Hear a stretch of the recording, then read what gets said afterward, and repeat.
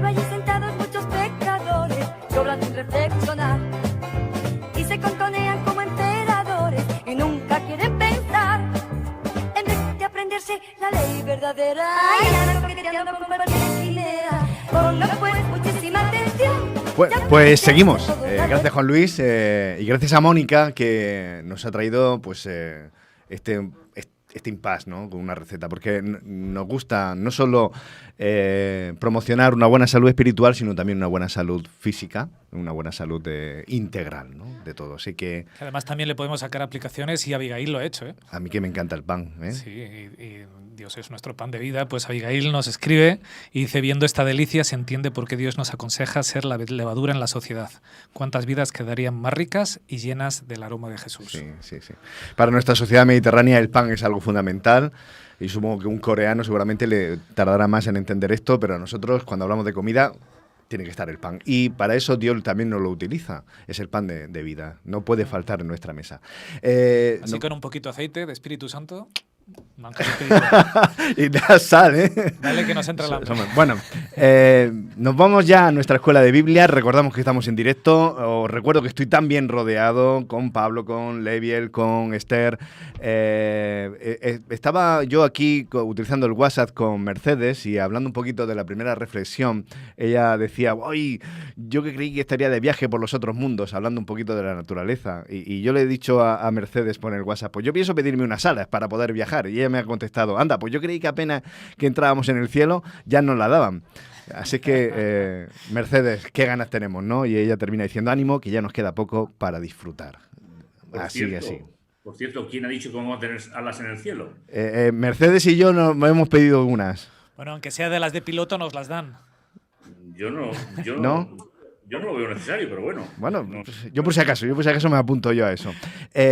Vamos ya a nuestra escuela de Biblia. Estamos hablando de pactos, los pactos de Dios, y llevamos ya unas pocas semanas hablando de este tema. Esos pactos de Dios que son atemporales. Hemos estado recorriendo un poco las experiencias de Noé, de Abraham, gente que ya murió realmente, ¿no? Pero el cumplimiento de esas promesas, algunas están todavía por completarse. Así que Él todavía nos brinda la promesa, la mayor promesa de salvación, si elegimos abrirle pues nuestras vidas, nuestro corazón, si dejamos que Él venga a cenar y a nuestra mesa con ese pan. Vamos a, antes de entrar ya en lo que es en harina, hablando de pan, pues pidiéndole a Juan Luis que nos ponga el resumen de la Escuela Sabática Live, que nos va a hacer el adorno así completo. ¿Te parece, Juan Luis? La vecina tocó a la puerta por 7º día consecutivo. La familia estaba muy intrigada por la repentina amabilidad de su vecina. Siempre llevaba algo o pedía algún favor, pero todos sospechaban que ese no era el verdadero motivo de sus visitas, que había algo más detrás de esos llamados a la puerta. ¿Otra vez la vecina? Creo que ya es hora de preguntarle. Ustedes calladitos, que yo me encargo. Buenos días, vecina. Quería compartirle esta rica crema de espinacas. Oh, ahí están los niños ayudando a preparar la mesa. Hola, niños. Hola, vecina. Mamá agradeció a la vecina y con mucho tacto y cortesía indagó la razón de sus constantes visitas. Le voy a decir la verdad. Yo veo a sus hijos hacer sus devocionales, arreglar sus cuartos, ayudar en la casa y todo lo hacen de buena gana. Necesito saber su secreto. ¿Cómo lo logra? Mamá invitó a pasar a su vecina y le habló de la importancia de la educación cristiana en el hogar, que cuando Dios está en el centro de la familia, todos asumen con amor sus responsabilidades y que, aunque a veces se cometen errores, estos se aprovechan para enseñar grandes lecciones. Le contó de la infortunada visita al parque que terminó en el hospital y del pacto que papá propuso a los niños para enmendar el error. La vecina, muy emocionada, preguntó si podía asistir con sus hijos a alguno de los cultos familiares y si podía proponerles un acuerdo similar a sus hijos para ir juntos al parque. Mamá sonrió y se mostró muy feliz de que su familia pudiera ser una bendición para la familia de su vecina y la invitó a participar con sus hijos en la próxima recepción de sábado. Así como el pacto del padre de nuestra historia terminó impactando a una familia vecina, el pacto de Dios con Abraham terminaría impactando a todas las familias de la tierra. Escuela Sabática Like presenta la serie El Pacto Eterno de Dios, Lección 5, Hijos de la Promesa. Más de una vez el Señor dijo a Abraham que en su descendencia todas las naciones de la tierra serían bendecidas. ¿Has pensado en por qué Dios repite varias veces esta maravillosa promesa? He aquí la respuesta. Porque de todas las promesas, esta es la más importante, la más duradera, la que hace que todas las demás valgan la pena. Por eso, la pregunta de esta semana es, ¿cómo iban a ser bendecidas por medio de Abraham todas las familias de la tierra? En primer lugar, Dios sería su escudo. Al encender Radio Génesis Estéreo en el capítulo 15, encontramos unas palabras bien interesantes de Dios a Abraham. Después de estas cosas vino la palabra de Jehová a Abraham en visión diciendo: No temas, Abraham, yo soy tu escudo, y tu galardón será sobremanera grande. ¿Y por qué habría de temer Abraham? Muy buena pregunta. Oigan bien. Cuando Abraham y su sobrino Lot se separaron, Lot escogió vivir en la próspera pero malvada ciudad de Sodoma. Un día, los reyes de Mesopotamia, dirigidos por Kedorlaomer, rey de Elam, atacaron y derrotaron a Sodoma y otras ciudades de la región. Lot sobrevivió, pero se lo llevaron prisionero junto con su familia. Entonces su tío Abraham se vistió de superhéroe, armó a sus 318 criados y salió en rescate de Lot. Atacó a Kedorlaomer y sus tropas de noche, los derrotó y rescató a Lot y su familia, llevándolos otra vez a Sodoma. A pesar de la victoria, había dos cosas que preocupaban a Abraham: que los reyes de Mesopotamia volvieran para vengar su derrota y que la promesa de Dios no se cumpliera, pues él aún no tenía un hijo que hiciera posible que su descendencia fuera una gran nación. Por eso el Señor le dice, no temas. Correcto, pero además le dice, yo soy tu escudo. ¿Qué es un escudo? Es un arma para defenderse de los ataques del enemigo. ¿Pueden pensar en algún escudo famoso? ¡El escudo de Capitán América! Bueno, aunque este es un personaje real de ciencia ficción, nos hace recordar la importancia de un buen escudo. La diferencia es que el Dios de Abraham no es un personaje de ciencia ficción, es un Dios real que está dispuesto a protegernos de los más fieros ataques del enemigo. La tía Elena así lo confirma. Cristo no manifiesta un interés casual en nosotros. El suyo es más fuerte que el de una madre por su hijo. Él vela por ti, tembloroso Hijo de Dios. Él te dará seguridad bajo su protección. En segundo lugar, la bendición llegaría a través del Mesías. Luego de escuchar a Dios decirle que no había razón para temer porque Él era su escudo, Abraham, que las veces anteriores había obedecido sin hacer ni una sola pregunta, se atrevió a abrir su boca y expresar sus inquietudes a Dios. ¿Qué me darás siendo así que ando sin hijo? Entonces Dios lo llevó al aire libre y lo puso a contar estrellas. ¿A contar estrellas? ¿Lo castigaron por preguntón? No, Dios quería que Abraham jamás dudara de sus promesas. Mira ahora los cielos y cuenta las estrellas, si las puedes contar, así será tu descendencia. Radio Génesis Estéreo relata que la terapia de las estrellas funcionó. Abraham pasó de la duda a la fe. Y creyó a Jehová, y le fue contado por justicia. Dios es fiel a sus promesas. Cuando lo llamó por primera vez en Ur de los Caldeos, le prometió que en él serían benditas todas las familias de la tierra. En cierto sentido, esta fue la promesa del surgimiento de la nación judía, a través de la cual el Señor quería que todas las familias de la tierra conocieran al Dios verdadero y su plan de salvación. Sin embargo, la promesa alcanza su cumplimiento completo solo en Jesucristo, quien provino de la simiente de Abraham, aquel que en la cruz pagó por los pecados de todas las familias de la tierra. En tercer lugar, Dios haría una nación grande y fuerte.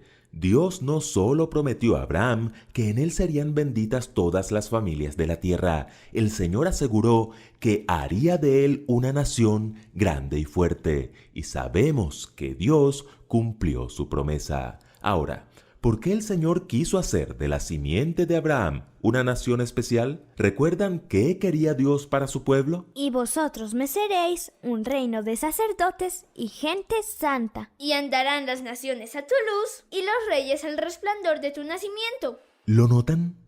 Así como la vecina de nuestra historia se sintió atraída por una familia que, gracias a la bendición de Dios, era feliz, sana y santa, las naciones vecinas de Israel, pueblo de Dios y descendencia de Abraham, se sentirían atraídas a adorar a ese Dios que bendecía a una nación feliz, sana y santa. Y eso es exactamente lo mismo que el Señor quiere hacer hoy con nosotros, que cada iglesia, que cada familia, que cada persona demos un testimonio tan poderoso que el mundo se sienta atraído hacia el Dios que servimos. Y en cuarto lugar, Dios engrandecería su nombre. Piensen en hombres y mujeres que tienen grandes nombres en el mundo actual. Actores de Hollywood, políticos, artistas, los más ricos del mundo y los mejores deportistas. Correcto. El mundo generalmente engrandece a las personas por su belleza, su inteligencia, sus talentos o su dinero. Pero Dios engrandeció el nombre de Abraham por razones muy distintas. Su carácter, su fe, su obediencia, su humildad y su amor. Han pasado varios milenios y casi todos saben quién fue Abraham. De su rostro no sabemos nada, ni de su color de ojos o de piel, pero su nombre, tan grande es su nombre, que 3 de las religiones más grandes del mundo se atribuyen ser descendientes del padre de la fe. Ya hemos dicho que todos nosotros somos beneficiarios de las promesas de Dios a Abraham, pero una cosa es ser receptores pasivos o simples beneficiarios de la promesa y otra cosa muy distinta es ser receptores activos y verdaderos hijos de la promesa. Que así como Abraham fue y sigue siendo una bendición para la humanidad, nosotros, tal como la familia de nuestra historia, seamos una bendición para todos los que nos rodean. Así alumbre vuestra luz delante de los hombres, para que vean vuestras buenas obras y glorifiquen a vuestro Padre que está en los cielos. Gracias, Juan Luis. Volvemos a...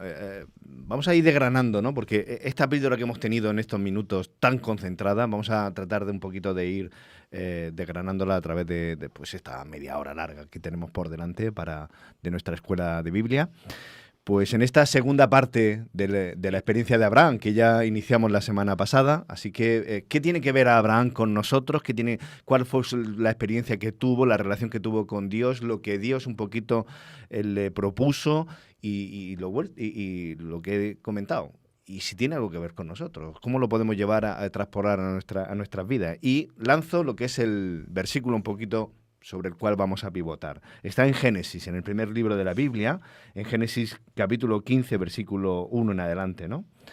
Después de estas cosas vino palabra de Dios a Abraham en visión, y le dijo: no tengas miedo, no temas, Abraham. Yo soy tu escudo y soy también tu recompensa. Esta interpretación un poco libre que he hecho yo. A ver, así, ¿quién se lanza primero al río? Bueno, si me permitís... Claro que sí, Pablo. Yo arrancaría con la idea del temor. Desde que entró el pecado, lo tenemos en Génesis 3, el ser humano siente miedo. Y siente miedo a lo que no conoce. Uh-huh. Entonces, este versículo tiene una intención pedagógica por parte de Dios. Es verdad, Abraham, que lo que te he mandado para ti está fuera de tus de tus parámetros, pero a partir de ahí empieza a relatarle sobre qué va a basar Dios la protección a Abraham. Entonces, el temor, como punto de partida, lo mismo que Adán le dijo a Dios, me escondí y tuve miedo. ¿Por qué? Porque la nueva circunstancia era la que no conocía. Dejaba atrás la perfección del Edén, pues con Abraham pasa exactamente lo mismo. El proyecto que Dios le presenta es un proyecto que él no conoce. Confía en Dios, pero no sabe cómo se va a desarrollar. Por eso empieza Dios a decirle, no temas, soy tu escudo, galardón, y poco a poco podremos ir desarrollando esa escalera de autoconfianza que Dios le ofreció a Abraham. Decía probablemente al hilo de lo que nos dice Pablo en este momento, ¿no? Ahora que estamos además en pleno siglo XXI, en el año 2021, en un momento de incertidumbres, todos comprendemos muy bien, ¿verdad?, las situaciones a las que se alude también en este caso, ¿no? ¿Qué va a ocurrir? ¿Qué va a pasar? Y además, no solo eso, no solo la incertidumbre de lo que va a ocurrir a tu alrededor, sino qué papel, qué función cumples tú en toda esa historia. Porque resulta que no solo van a ocurrir cosas, sino que tú formas parte de esa realidad, ¿no? Y tú tienes que ser un actor o una actriz de esa realidad, que eso también es parte de la historia y parte del compromiso, ¿no? Lo acabo de decir la presentación, que me hizo mucha gracia, de Radio Génesis Estéreo, ¿no? Es una forma muy chula de decirlo. Tenemos esa información contada de esta manera, ¿no? Y es cierto, tú no te puedes conformar con sentarte, como alguno de los dibujos, ¿no?, y mirar lo que está pasando. No, no. Abraham tuvo que ser un actor inesperado de un guión que él no había escrito y además, claro, con un alcance muy especial. Pero es que tú y yo, en la actualidad también, ¿qué papel jugamos? Nosotros no somos meros espectadores de la historia. En parte, el sermón va a ir por ahí también, ¿no? No somos espectadores, somos actores de esa historia. Y a veces te da mucho miedo decir, bueno, ¿y ahora en qué me va a meter Dios, no? ¿Cuál va a ser su plan y qué me va a poner delante que voy a tener que hacer? Eso también nos da miedo. No solo a veces el frío que hace porque Dios no está o aparentemente no está, sino porque tampoco sabes en qué situación, ¿no?, en qué lugar te va a poner. Y eso a veces nos da mucho vértigo también. Hay una idea que yo añadiría a lo que Esther ha dicho. El pacto o la alianza, perdón, con Abraham es una idea gráfica importante, como hablábamos antes, de que Dios busca a Abraham. Es verdad que después Abraham tiene que empezar a caminar, concepto bíblico, Antiguo Testamento, de la religión práctica, caminar. Pues el Señor le llega a Abraham y le presenta un proyecto. Y eso es lo que realmente nosotros tendríamos que ver a través de la alianza. La alianza es un proyecto divino. No es algo que nosotros podamos ni definir, ni podamos... Nosotros somos receptores y los beneficiarios de ese proyecto de Dios. Por lo tanto, un Dios real, trascendente, muy trascendente, que a veces los creyentes no somos capaces a mostrar a la sociedad la trascendencia de Dios, y que finalmente comienza, como tú decías, Juanfra, y que decía Radio Estéreo 7.7 de la FM, es decir, la frecuencia es fantástica, no existe, pero es fantástica, pero Dios tiene un proyecto a la humanidad. Comienza con Abraham y hasta hoy termina en mi vida. Para lo que tú planteabas, Juanfra, de cuán útil es para nosotros. Nosotros seguimos siendo el proyecto de esa alianza. Qué pena que las religiones confundan alianza con historia. Y eso es un problema. Una cosa es que la alianza transcurra históricamente a que la alianza sea historia. No, la alianza no es historia. La alianza es un proyecto de Dios permanente que va a continuar por la eternidad. Porque finalmente, ¿cómo vamos a llegar a la eternidad? ¿Por nuestros méritos? Pues apañadito estamos. Es decir, vamos a llegar por la iniciativa divina. Dios viene al encuentro del hombre. Y creo que situar la alianza en el contexto de un proyecto de Dios que trasciende el tiempo, que trasciende las necesidades del ser humano y que trasciende las limitaciones del ser humano, es empezar a recuperar la imagen bíblica de una obra salvadora de Dios. Richard, fíjate, Juanfra, que nos parecemos mucho más a Abraham de lo que creemos. A ver, ¿en qué? Somos, como él, somos invitados a salir de nuestra zona de confort, a creer en Dios y a caminar con Dios. Y a caminar. Lo que Dios nos promete es lo mismo que Él. Es: yo soy tu escudo y tu galardón. Y muchas de las cosas que nos promete nos va a pasar como con Abraham. No sé si lo habéis pensado, pero yo esta semana pensaba en que Abraham no vio gran parte de las promesas de Dios. Simplemente creyó en ellas, confió en ellas, creyó en quien se las decía, y por eso dice, el texto: le fue contado por justicia, actuó por fe. Se le prometió que sería una gran nación. Abraham vio que sus descendientes fueran una gran nación. No, terminó tranquilo y mayor, pero no vio... Unos pocos. Incontables como las estrellas del cielo. No lo vio. En él serían benditas todas las naciones de la tierra. No lo vio. Ya te digo yo que no. Creyó en Dios y eso lo hizo andar y estar seguro de que Dios era su escudo y su galardón. Eso es lo que se nos pide a nosotros. Quizá yo no vea en mi vida todas las promesas que Dios me ha hecho, pero lo que tengo que estar seguro es que Dios cumple esas promesas, que las va a cumplir incluso cuando yo no pueda verlas. Entonces se nos invita a caminar por fe, a caminar confiado en Dios, porque Él es seguro y es confiable, y bueno, a tener una relación muy parecida a la que Abraham tuvo con Él.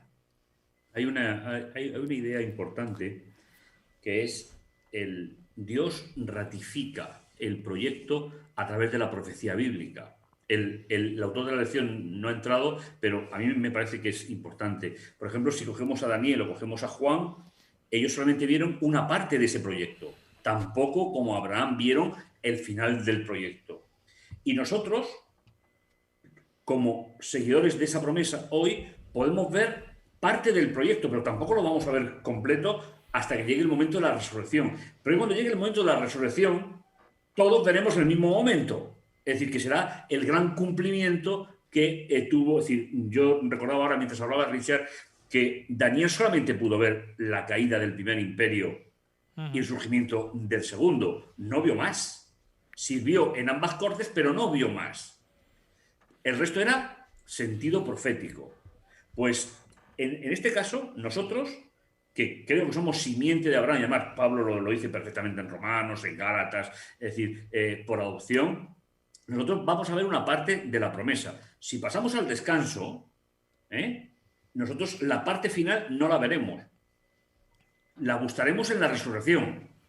Pero siempre habrá un remanente de Dios, que finalmente la alianza y remanente van íntimamente ligados siempre, verán la parte de la historia que les corresponde. El resto es confianza en Dios, porque esa idea tan importante que nos ronda últimamente en la cabeza a mí, de que tengo que dejar de definir la vida cristiana por métodos filosóficos para entrar en el simple concepto de que es caminar junto a Dios. Es decir, esa es la definición más simple de lo que la Biblia nos dice. Nosotros nos toca una parte del camino. Pastor, cuando usted mencionaba que Dios hizo el proyecto, me vino a la mente un proyecto, ¿vale? Cómo se forma un proyecto. Y me encanta, y reflexionando, digo, siempre cuando tú empiezas a ser el creador del proyecto, dice al otro las responsabilidades del tercero. Pero aquí Dios le dijo, no te preocupes, soy yo. Le dijo la responsabilidad que tenía él como creador. No le dijo a Abraham, mira, pero tú tienes que hacer esto, no. Él asumió toda la responsabilidad del proyecto, ya lo demás vendría por añadidura. Y eso es maravilloso. El que planificó el proyecto y el que lo ejecuta asume responsabilidad y hasta el final es el que lo dirige, no hay más. Y hay un extra a esto que acabas de comentar, y es que efectivamente, en general, cuando tú organizas un proyecto, cuando compartes con alguien un proyecto, le cuentas todos los detalles del proyecto. Un proyecto empresarial, un proyecto radiofónico, un proyecto personal, un proyecto incluso relacional. Pues nos ponemos de acuerdo en las bases. Aquí, efectivamente, la información de la que disponía Abraham, como es lo que estamos comentando, era muy corta en el tiempo. Es decir, él sabía que iban a ocurrir un montón de cosas, pero no tenía ni idea de por dónde iba a ir el tema. Y de hecho se llevó con seguridad unas cuantas sorpresas en su vida.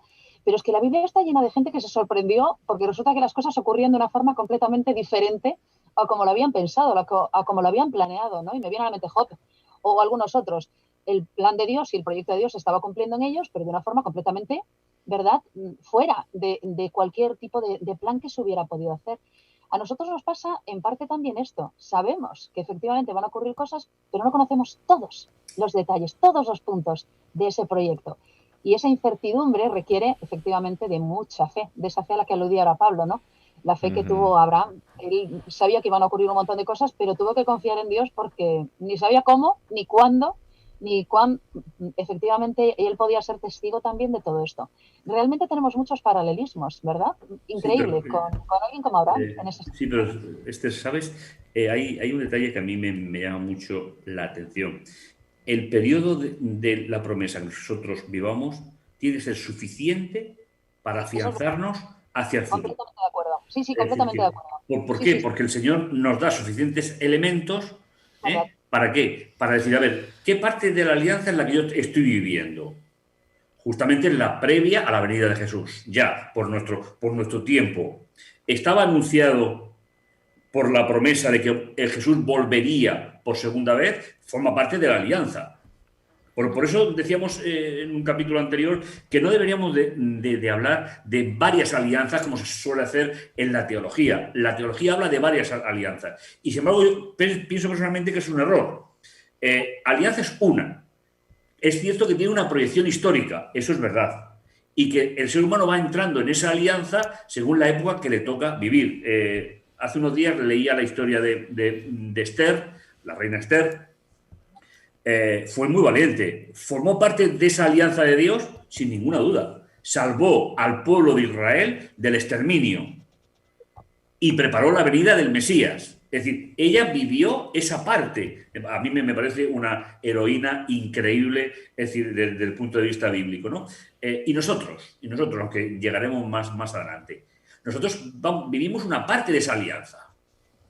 Los seres humanos nos metemos si la ley está aquí, si la ley está allá, si la ley está abolida. Es decir, solamente tenemos que leer algo de teología sobre la alianza para ver el pupurri que se ha hecho con la alianza. No, la alianza es muy sencilla. El cumplimiento de Génesis 3:15, enemistad pondré entre ti y la mujer y la descendencia, hasta el final del tiempo. El resto es ir acoplando cada concepto para que sea entendible, audible y funcional en cada época. Por lo tanto, nosotros tenemos una parte de la alianza. Y es esa parte que cuando dice que somos simiente, el término hebreo es un término con connotaciones sexuales. Cera es el equivalente a espermatozoide. Es decir, que lo que es la simiente que se transmite. Entonces, partiendo del relato de la creación, el Señor nos dio la capacidad de procrearnos. Pues dentro de la alianza existe exactamente el mismo concepto. ¿Qué es la alianza? Nos vamos procreando a lo largo del tiempo en el proyecto de Dios. Me encanta porque fijaos para cada uno de nosotros una misma experiencia la podemos poner el acento en muchos y diferentes aspectos que nos enriquecemos. Todo es lo que venimos haciendo en nuestras escuelas bíblicas y es de las cosas que a mí más me gustan. No sé si Richard también quiere destacar o los espectadores están un poquito activos en YouTube. Necesito leerlo, justo nos pidió eso. Sabía yo que Ahora, era. Dame un minuto porque estaba escuchando a Pablo y de pronto he dicho, no estoy leyendo el chat. Yo lo que, fijaos, ¿no? Hablando, comentabais, ¿no? Decías tú, empezabas hablando del miedo y del temor y lo recogía Esther, ¿no? De que es verdad de que vivimos una época de mucho temor y de mucho miedo. El hecho de que no nos podemos bajar del tren en marcha, ¿no? De que esto y sin embargo hay cantidad de gente que le gustaría decir para que me bajo, ¿no? Pues esto de la vida no hay manera, o sea, estamos viajando y a todos nos toca posicionarnos. No somos espectadores, que es lo que tú comentabas, Esther, yo estoy de acuerdo contigo. En esa alianza de proyecto divino yo me gustaría comentar con vosotros. Esto de Abraham, para mí, una de las cosas que más me toca es que con qué facilidad se relacionaba a Dios con Abraham, ¿no? Dice el texto que le habló a Abraham en una visión, le dijo, no temas, yo soy tu escudo, y Abraham le respondió. Y me gusta mucho la sinceridad de Abraham, porque le dice, se queja, le dice, bueno, tú dices que eres mi escudo y que no me va a pasar nada, pero yo veo que ya estoy ya mayor y que no veo esto de las promesas, ¿no? Yo veo que esto va de relación. De que esto va, ¿verdad, Pablo? De que esto va en un tuya y mía, de que Dios puede tener su idea, pero que esto va de ponerse y dialogar con él. Y me gusta porque al final, en esto del Génesis, le dice, Abraham le preguntó, ¿cómo voy a saber, no? Bueno, pues versículo 6, Abraham creyó al Señor y el Señor, dice esta versión, el Señor le concedió su amistad. A mí me parece esto espectacular, ¿eh? Porque nos vamos a quedar cortos. Yo en mi vida me voy a quedar corto. Tengo tantas preguntas que es que me voy a ir al otro barrio sin todas las respuestas. Pero una traducción mucho más bonita que la clásica, ¿eh? ¿Cuál? ¿La del barrio? La de la amistad. Vale. Mucho más bonito que le fue contado por justicia. ¿Verdad? Pues le concedió la amistad. Es versión de la palabra. Es que, disculpad, el término nizdak, de donde se traduce el justicia, precisamente lleva esa connotación. Es el restablecimiento de relaciones. Claro. Es decir, el pecado la rompe, la alianza establece el vínculo para recuperar esa amistad con Dios, y finalmente, cuando somos declarados justos, según las versiones tradicionales, simplemente significa que Dios restablece la amistad con nosotros a pesar de nuestras imposibilidades. Bueno. ¿Cuánta necesidad tiene la religión de mostrar ese Dios para el día a día? Si no, es intrascendente. Y sabéis que me preocupa mucho la trascendencia de Dios, porque me da la impresión de que no somos suficientemente ágiles a la hora de decirle a las personas que Dios no es un comodín, que Dios tiene un proyecto para mi vida, y ese proyecto es la alianza, y que va a volver. Por lo tanto, me encanta, lógicamente, la Biblia de la palabra. Creo que tengo algo que ver en haberla introducido por aquí de alguna manera. Es decir, que la amistad con Dios se restablece a través de la alianza. Oye, ¿y os parece, no sé si, os parece también que muchas veces, al hilo de lo que está comentando ahora Pablo y lo que acabamos de decir, no nos da la sensación, ¿no habéis oído muchas veces a algunos hermanos decir, claro, lo que pasa es que nosotros no podemos comparar hoy por hoy nuestra relación a aquellos momentos, porque daría la sensación, o a veces planteamos esto, como que la gente, especialmente del Antiguo Testamento, tenía otro tipo de acceso a Dios. A veces queda esta idea, ¿no?, de que yo hoy, en el siglo XXI, no puedo acceder a ese nivel de relación que a lo mejor podían tener los del Antiguo Testamento. Y a veces esta idea queda, ¿no? Claro, yo tendré que traducirlo a lo mejor a mi idioma, pero yo me puedo relacionar, yo puedo tener una amistad con Dios hoy, ¿no? Sin ser Abraham, sin ser, ¿verdad?, Noé, sin ser alguno de esos personajes que anduvieron con él también, un Elías. Pero yo me puedo relacionar con Dios. El problema es que no nos damos cuenta que nosotros tenemos una superventaja. Ajá. Y es que Dios se hizo hombre. Dios se hizo ser humano. Muy bien. Muy bien. Con lo cual, ese gran principio de la alianza ya es una realidad en nuestra vida. Nosotros podemos saber que eso ocurrió. Abraham lo veía tan de lejos y, sin embargo, caminó con Dios. Es decir, no somos diferentes, o no deberíamos de ser diferentes. Y aunque tengamos muchos medios, no deberíamos de impedir que cada día tengamos una relación con Dios en el trabajo, en lo que estamos haciendo. ¿Por qué? Porque eso es vivir la alianza. Es decir, la religión no es un sentimiento, ¿eh? Yo sabéis que yo me niego a eso. La religión es una relación. Y esa relación se forjará muy, muy, muy relevante en la vida del ser humano si realmente la utilizamos. Es bien interesante lo que está diciendo Esther, porque también pienso que actualmente creen que aquellos lo tuvieron más fácil que nosotros, que nuestra relación no puede ser tan íntima o amigable con Dios porque nosotros la tenemos más difícil. Y yo me pregunto en este instante, Abraham no tenía la factibilidad del proyecto, porque eso es lo que él no conocía el proyecto, y los proyectos, para tú aceptarlo, tú ves, bueno, cuáles son las circunstancias factibles de que eso se ejecute, o de que sea viable, es la palabra. Él no tenía parte de esa factibilidad, nosotros sí. Hemos visto parte de esa factibilidad.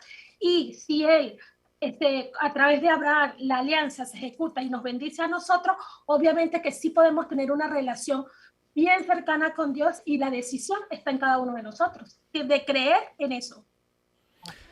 Echamos un vistazo a qué dicen los oyentes, espectadores, televidentes. Ahora ya lo tenemos. En primer lugar, Pablo, nos pregunta Carlos, según las fechas y edades de Abraham, ¿este pudo vivir sus primeros años con Noé y con Sem? Lo siento, no lo he pensado. Pues nos lo dejamos pendiente, como seguro que vamos a estar dando vueltas a estos temas varias semanas, pues nos lo quedamos para investigarlo. No lo he pensado. Abigail nos dice, como creyentes hoy conocemos muchos más detalles que Abraham, estamos más enriquecidos y debemos de vivir a la altura de ese privilegio con humildad, valor y amor, vivir lo que sabemos, no lo que aún falta. Y tiene que ver mucho con lo que estamos diciendo ahora. Abraham fue amigo de Dios, conociéndole mucho menos de lo que nosotros lo conocemos. Así que tenemos un privilegio que a veces pues no lo aprovechamos lo suficiente.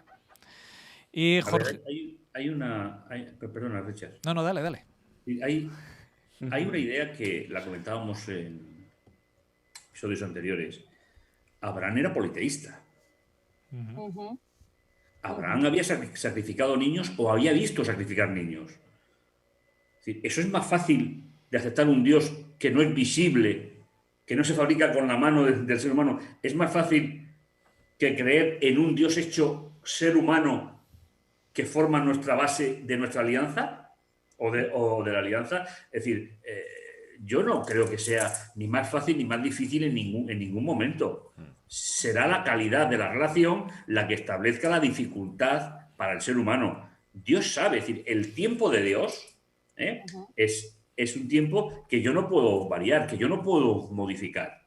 Yo puedo sumarme a él.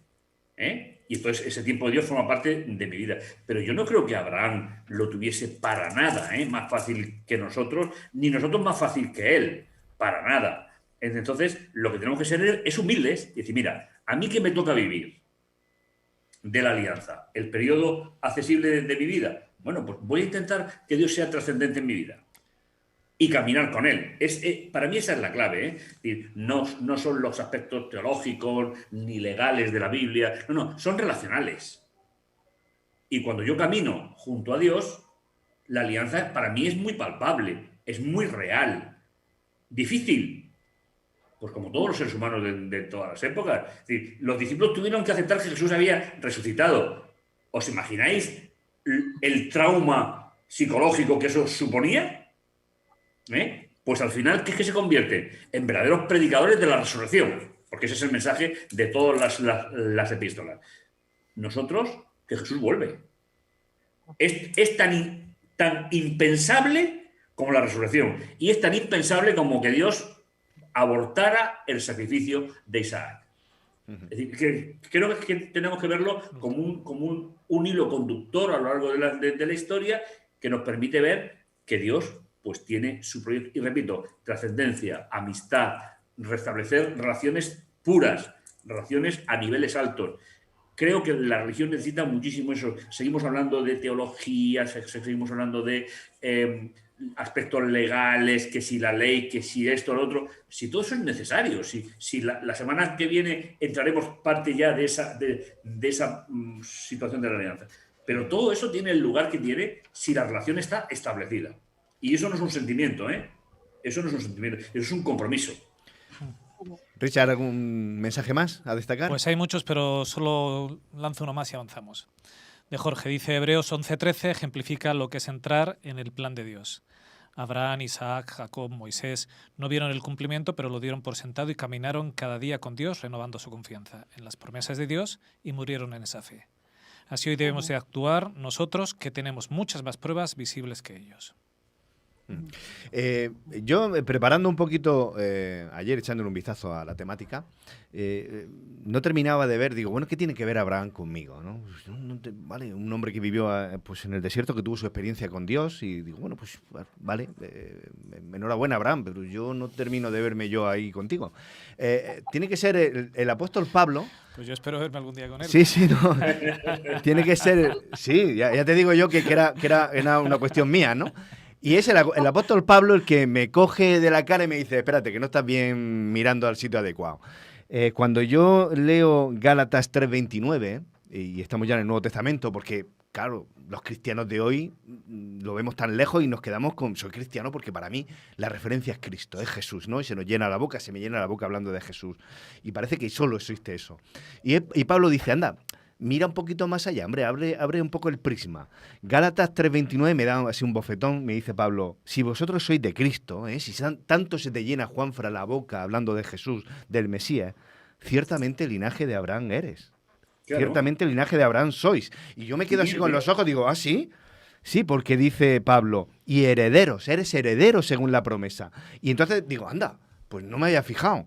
Y para mí es muy revelador esto, no sé qué pensáis el resto, pero en esta conexión a Abraham Juanfra, o Abraham cristianismo de hoy, si yo me sitúo dentro del grupo de cristianitos que vamos por ahí pululando hoy, entre medias, la promesa es la misma, como tú decías, Pastor Pablo, está Cristo porque la promesa es la misma.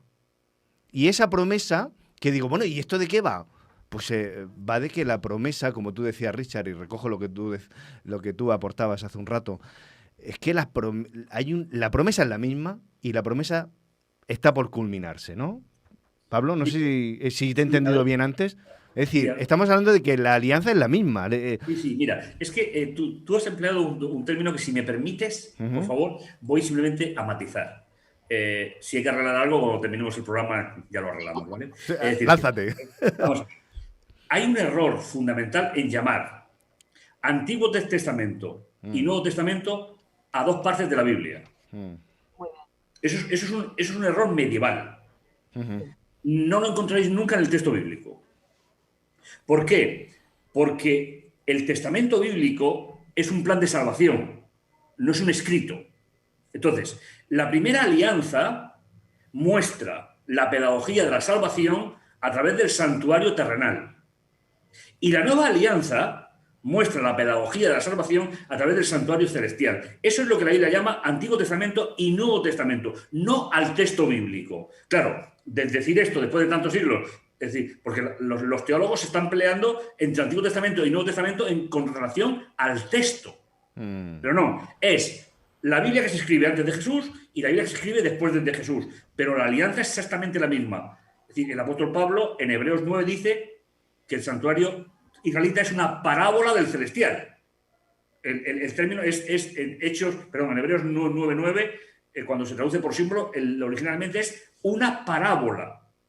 Con lo cual toma un significado extremadamente importante. ¿Qué es una parábola? ¿Para qué empleaba Jesús las parábolas? Para explicar las realidades del reino. Pues Pablo dice, el santuario de la primera alianza es una parábola del verdadero santuario celestial.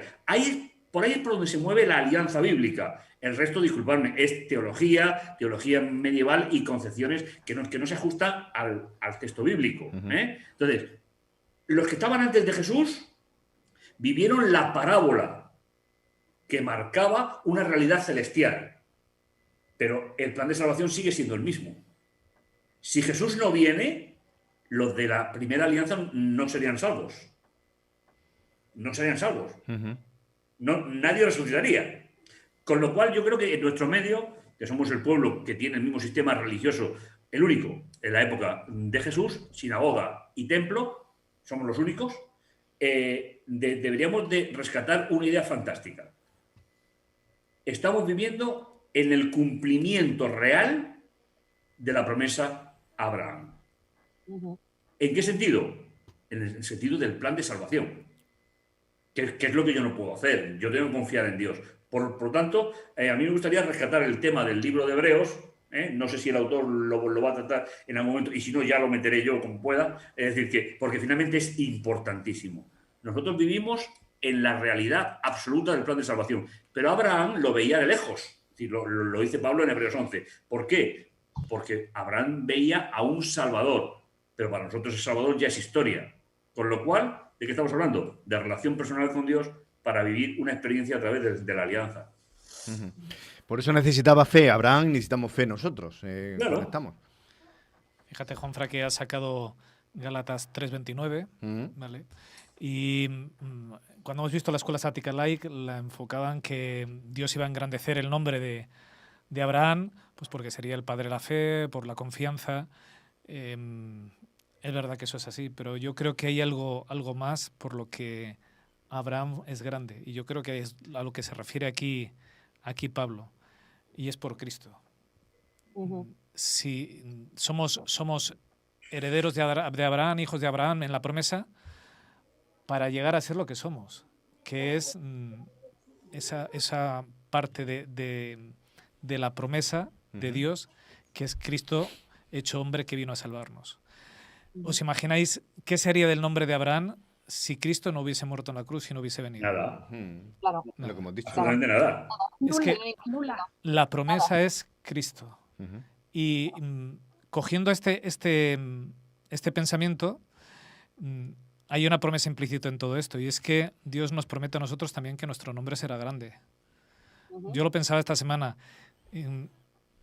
Ojalá que llegue el día, estoy deseándolo. Pero el día que Cristo me llame por su nombre en el cielo, ¿verdad? Cuando me llame por mi nombre en el cielo, ¿mi nombre será grande?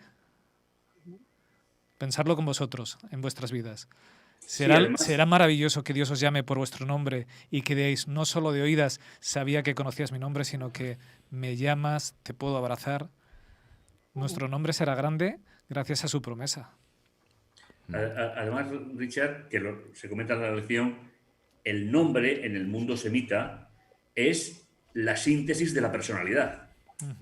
Es decir, identifica, por eso a Abraham se le cambia el nombre, pero no solo a Abraham, a su mujer también se le cambia el nombre. ¿Por qué? Porque en hebreo el nombre es la síntesis de la personalidad. Que a nosotros se nos ofrezca un nombre nuevo en la eternidad seguirá siendo la síntesis de nuestra personalidad. ¿Qué seremos en la restauración? Pues posiblemente mi mujer vea a alguien precioso definitivamente en tu vida. Posiblemente. Es decir, que entonces ¿veis? Son ideas semitas que necesitamos darle sentido. ¿Por qué? Porque no se pone en la Biblia porque sí. Es decir, ¿por qué Apocalipsis promete que recibiremos un nombre nuevo? Porque nuestra condición habrá cambiado de tal manera que necesitamos ser identificados con la nueva perspectiva de vida. Y eso sigue siendo alianza, ¿eh? Y es una imagen preciosa. No sé si lo habéis pensado alguna vez cuando digan ese nombre nuevo y la gente se mira y diga, ¿quién es este? Y tú digas, hey, ese soy yo. ¿Verdad? Porque sabes que te identifica, que es como Dios te ve, y digas, ese es mi nombre. Sí, pero como a mí me pasó estudiando la lección esta semana, cuando leí esa parte, yo me detuve y tuve pensé una sandez totalmente. Y dije, si tendría que ver con mi personalidad. Bueno, si ustedes saben, mi nombre no tiene un significado especial.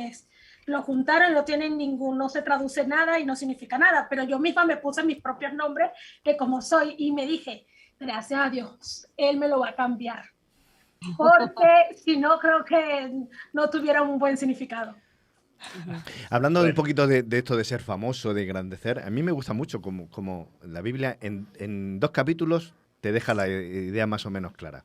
Eso de que Dios le dice a Abraham, capítulo 12, te convertiré en una gran nación, te bendeciré y haré famoso tu nombre, y sigo leyendo la versión de la palabra, haré famoso tu nombre, ¿no? ¿Qué es hacerme famoso, ¿no? Hoy día, que estamos tan faltos de autoestima y necesitamos exhibirnos y que hablen de nosotros y que nos pongan lucecitas en carteles para decir qué bueno eres, porque parece que si no tenemos valor.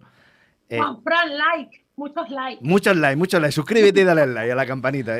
Hoy ya se forma parte de nuestro, lo oímos varias veces al día, ¿no? Parece que si no nos dan los likes nos falta algo. En esa autoestima, ¿qué tiene que ver? ¿Qué le está ofreciendo Dios cuando le dice haré famoso tu nombre? Porque un capítulo antes, los hombres, lejos de Dios, y estamos en la experiencia de la Torre de Babel, es un capítulo antes. Si estamos hablando de la experiencia de Abraham, Génesis 12, en Génesis 11,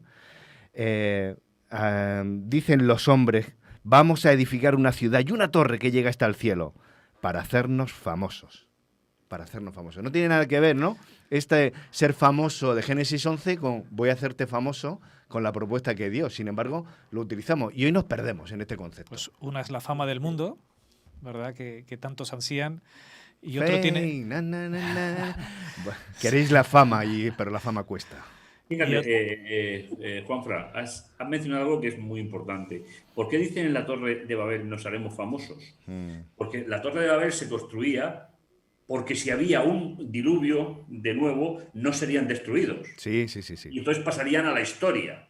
Es decir, que es un detalle importante. Y antes quería decir que Jesús es el verdadero Cordero que Dios le dijo a Abraham que sacrificara en sustitución de su hijo.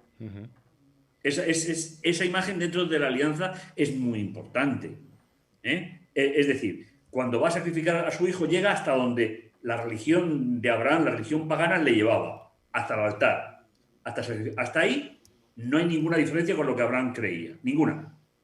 Pero al impedir que sacrificara a su hijo y encontrar un animal sustituto, al igual que veremos después, alguna semana, que con la sangre del cordero se pintaron las puertas de Israel y salieron a la libertad, todo eso forma parte de la alianza y nos va tejiendo el verdadero sentido de esa alianza. A Jesús se le dijo: he aquí el Cordero de Dios que quita el pecado del mundo. Es decir, que las relaciones es preciosa, es decir, es esa simbología bíblica que nos ayuda a comprender que el objetivo de la alianza no soy yo. Si es que yo no soy nadie. El objetivo de la alianza es la salvación de la humanidad, a la cual yo puedo entrar o rechazar personalmente, pero finalmente, aunque no hubiese aceptado ni un solo ser humano a Dios, Jesús habría muerto. Porque el problema del pecado tenía que ser resuelto. Y los que no van a resucitar también tenía que ser resuelto. Con lo cual, estamos hablando de una visión global, muy global. Cuanto menos la diseccionemos, posiblemente estemos más cerca de acercarnos a esa visión. Fíjate. Oye, y al hilo de lo que comentabais de la fama, ¿no? Claro, a lo mejor tendríamos que traducir realmente de qué tipo de fama estamos hablando. Es evidente que podemos hablar de la fama del famoso o de lo que ahora se entiende por famoseo, ¿no? Y bueno, lo que puede implicar efectivamente que tengas muchos likes o que tu nombre sea el primero de la lista de Google cuando lo buscas. Y otra cosa posiblemente, que a lo mejor va por ahí el tema, no sé qué pensáis, es, bueno, ¿qué va a quedar de mí cuando Esther López no esté? ¿O cuál es la huella que va a dejar Esther López a todos aquellos que están a su alrededor? Porque yo, como cualquiera de vosotros y todos, tenemos una fama. También tenemos, ¿no? La huella que dejamos, también tenemos el impacto que dejamos en todo lo que hacemos. Es evidente que hay una huella de Abraham, hay una huella de Elías, hay una huella de Noé, son personajes de los que hemos hablado, ¿no? Recientemente, pero también hay una huella de Esther. Y de esa huella tengo que preocuparme, de esa fama, de eso que yo voy regando por ahí, de eso que va quedando a mi alrededor. Me acaba de venir a la mente, al hilo de lo que comentabais, aquel texto en el que reconocían quienes habían estado con Jesús. Estos habían estado con Jesús. ¿Por qué? Bueno, pues porque su fama evidentemente le precedía, pero ellos efectivamente estaban dejando un impacto. Bueno, yo a lo mejor tendría que preguntarme qué tipo de fama quiero tener, qué tipo de huella quiero dejar, ¿no? De impacto en los demás. A lo mejor el tema de la fama va por ahí, ¿verdad? Y no por el hilo de voy a comprarme un neón y voy a poner mi nombre en neón. Que a lo mejor es justo lo contrario, ¿no? ¿Cuánta razón tienes? Fíjate que en estas famas hay una fama, esa fama del mundo, que es la que se basa en las obras, la que buscaban los de la Torre de Babel, que es, todos van a decir que bien hecho esto, ¿verdad? Yo he sido de los que han construido, de los que han ideado esto. Sí. Hoy en día esa fama funciona mucho, pero Juanfran, a ti te encanta el fútbol. Si yo te dijera un jugador de fútbol famoso de 1915... ¿De 1915? Sí. Uy, no lo sé. Se le acabó la fama. A partir de... ¿Vale? Esa fama a partir de los años se 30, agotó. ya te digo yo. Hay otra fama, esta otra fama que dice Esther, que deja huella, y una fama que además perdurará para siempre. ¿Os imagináis cuando estemos en el cielo que se te acerque un ángel y te diga: ah, tú eres de estos por los que el Señor fue y murió, de los que ha conseguido rescatar, ¿verdad? Yo seré famoso, ¿verdad? Pero no por lo que yo he hecho, sino por lo que mi Dios ha hecho por mí. Entonces, y a través de ti también. Claro, a través de mí, esa es la que yo dejo por aquí, pero en el futuro también hay, esa es la fama importante, que es la de pertenecer a quien pertenecemos, de ser de los que Jesús ha conseguido rescatar, de los que han respondido a ese llamado de Dios. Entonces, esa es la única que perdura. Esa es la que perdurará por los siglos de los siglos. El resto se agotan. Queda algún personaje famoso en la historia, pero bueno, son los menos. Esos se van agotando. Lo que Dios nos invita no es una fama para unos pocos, es fama para todos, pero fama en su nombre. El decir, mira, tú vas a ser reconocido porque te he conseguido sacar del lodazal, vuelvo a tu primera reflexión, Levi, te he conseguido colocar en la roca firme y salvarte en medio de la tormenta. Esa es lo auténtico que nosotros podemos esperar, ese nombre, bueno, que es el que estamos deseando, ese nombre que nos va a identificar como esos hijos salvados por Dios de un mundo perdido. Yo creo, Richard, que otra vez más el lenguaje limita el concepto bíblico. Es decir, que el lenguaje dice que hablar de Dios lo hablamos con un lenguaje imperfecto. Uh-huh. Entonces, la fama tiene unas connotaciones que yo creo que no definen la relación con Dios, ¿no? Uh-huh. Es decir, el que tiene fama es Dios. Claro. Es decir, el que tiene que tener la fama, y empleando un término que es absolutamente impreciso para lo que estamos hablando, es Dios. Si yo soy un reflejo, desde la humildad, pero si soy un reflejo de Dios, mi fama está metida en la de Dios, no en la mía propia. Yo no necesito una alfombra roja para... Y entendéis lo que es la alfombra roja en el argot, ¿no? Es decir, aparte de que no la he pisado nunca, ¿no? Porque son tan desaprensivos que no me llaman. Pero yo no necesito una alfombra roja. Es decir, yo tengo a mi Salvador que vive, que no quedó en una tumba. Y esa es la fama a la cual yo tengo que aspirar, a tener una relación, una amistad permanente con Él. Pero bueno, de repente hoy estoy un poco romántica, ¿no? Cuando hablábamos de la fama, que la fama del mundo sí, es ficticia, es ficción, porque la persona quien es famosa cree que el mundo le ama, ¿vale? Y yo me fui con la parte más romántica, bueno, seremos famosos, no yo desde la parte que dice Pablo, el pastor Pablo, de que soy yo, mi nombre, no, es porque Dios nos amó tanto que murió por mí, su sangre. Ahí en la red carpet, la alfombra roja es la sangre de Cristo, y los otros seres creados de otros mundos nos recordarán, mira, ella es una de la cual Cristo murió por ella. Entonces yo lo vi de esa forma más romántica, desde el amor, y también es hermoso. ¿Os imagináis lo que le está costando a los ángeles entender por qué Dios se hizo ser humano por esta catástrofe familia humana? ¿Os imagináis lo que le puede costar entender a ellos? Porque ellos ven lo que hacemos, nada más. Es decir, nada más. Es decir, el nombre también tendrá referencia a eso en la eternidad. Es decir, cuando recibamos ese nombre, será el compendio del proyecto de Dios en nuestra vida.